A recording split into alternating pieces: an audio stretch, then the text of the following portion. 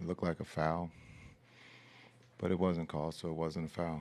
Ito ang sinabi ni Coach Jason Kidd, mga idol, matapos ang crucial na defensive play ng Boston sa Game 2. Dakdak na kay Washington yan, mga idol, pero nag-hustle malala tong dalawang Celtic players at ang tinawag talaga dito ay block daw.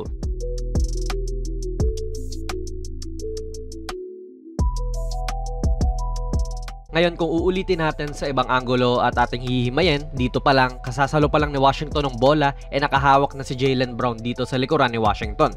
Okay lang sana kung nakatigil sila dyan at nakapwesto ng back to the basket. Pero nakaharap sila parehas sa rim, parehas silang tumatakbo at parehas din silang may momentum patungo nga rito sa basket. In fact, mga idol, dito sa NBA rules, nakasaad din yan patungkol sa mga personal fouls. Kung titignan nyo dito sa exceptions ng contact, dun sa number 5, and I quote, "Incidental contact with the hand against an offensive player shall be ignored if it does not affect the player's speed, quickness, balance, and or rhythm." End quote. Di ako nagsabi niyan, mga idol, no? Yung mismong NBA rules na talaga. And sa buong clip na ito, halos humawak talaga si Brown. Hindi naman yan yung tipong nahawakan lang bigla tapos inalis din. Makikita nyo dyan na hindi naman niya inalis yung kamay niya sa likod.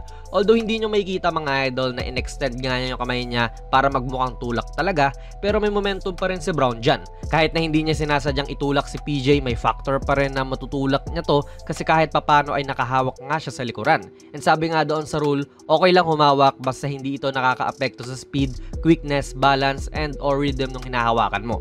Pero ito masasabi ko na umepekto pa rin. And dito pa lang talaga mukhang reasonable ng dapat tinawagan ng foul. Singit na muna natin to, idol. Nga pala, mga idol, ang video na ito ay sponsored ng 1xBet, ang isa sa mga trusted betting sites dito sa Pinas at sa ibang bansa. Kung gusto nyo mag-register, i-click nyo lang po ang link sa ating pinned comment sa baba at ganoon din sa ating description box. I-type nyo na rin ang ating promo code na JONASPB at maaari kang makakuha ng up to 12,000 pesos na bonus points sa inyong unang deposit. Maaari kang mag-bet sa mga sporting events like NBA, UFC, Wimbledon at marami pa pong ibang sports. Siguraduhin lang syempre na maging responsable sa inyong pag-bet.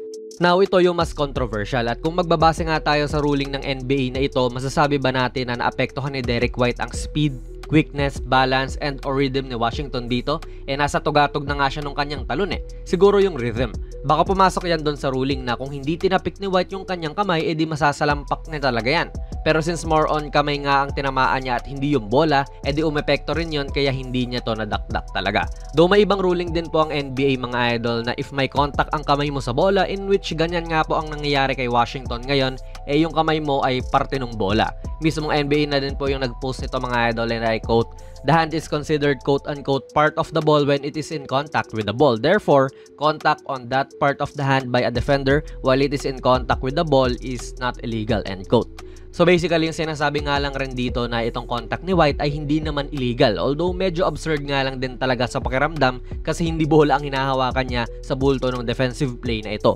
Mukhang itong fingertips nga lang niya yung humahawak ng bola dyan Crucial to, mga idol, dahil less than 1 minute na nga lang po ang natitira sa laro at kung matatawagan ng foul yun, free throws para kay Washington at mapapababa pa nila sa 3 ang kalamangan ng Boston. Pero mukhang ayon sa rules, goods lang yung ganyan.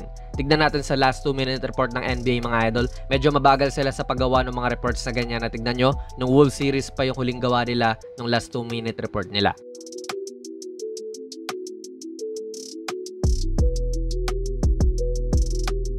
Although sa sumunod agad na possession, ito pa rin talaga yung nagiging problema ng Dallas. Kinuha ni Brown yung mismatch kay Kleber at big man na nga yung tumatao sa kanya. Na-mention na natin yung ganito sa nakaraan nating video patungkol sa serye na ito. Kung makakasabay lang itong player ng Dallas, mas madedepensahan nilang ng maayos yung Boston. Dito hindi na nga nakasabay si Maxi Kleber, so wala. Na-score ni Brown tong dagger na ito.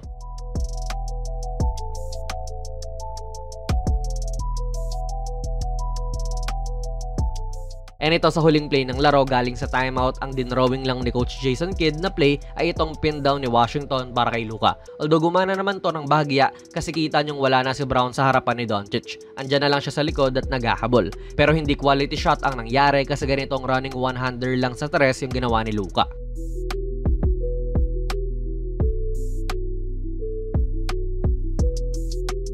Isipin nyo, mga idol, no, what if na-foul si Washington sa play na ito?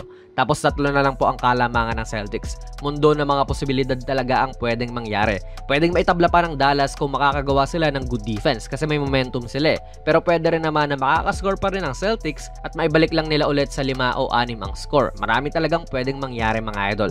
Pero para sa mga Dallas fans o mga taga-suporta nga po ng team na ito, sayang din talaga yon. Napaka-crucial kahit hindi tawagan yung foul kay White. Clearly humawak din naman talaga si Brown kay PJ at umepekto rin to sa kanya. Tama ba mga idol? Ilagay nyo lang po ang inyong mga komento sa ating comment section sa baba.